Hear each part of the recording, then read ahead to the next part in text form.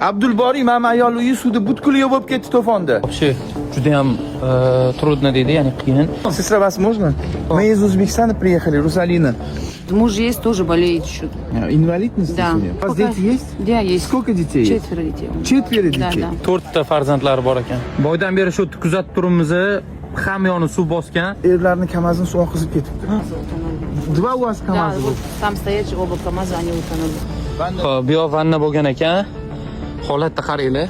Zo'rg'a yurinma. Bitta oyog'ingiz botsa, polni botib qolasiz. Bu yoqlarga уже kirib bo'lmaydi ham. Что происходит на данный Пока момент? мы ничего не знаем, нам ничего не говорят, мы ничего не знаем. Нас выселят, нас оставят, где будем, что будем жить, не знаем. Мы сейчас живем у родственников. Bilasizmi nima so'radilar hozir? Nima Siz so'radi? blogermi bu bola dedilar. Ha, desam, iltimos хотя бы istoriyasiga qo'yib bersin dedilar. Ya'ni pul ham kerak emas dedilar. Хотя бы история. Да, да, хотя бы истории мне хватает. Вот. Видишь, за секунды все я потерял. Альхамдулилля, мы живые остались.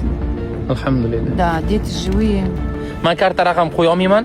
Sababi hozir biz Dog'istondamiz, lekin o'zlarining telefon raqamlarini qo'ya olamiz. O'zlariga aloqaga chiqing, yordam bering. Muhim befarq bo'lmang.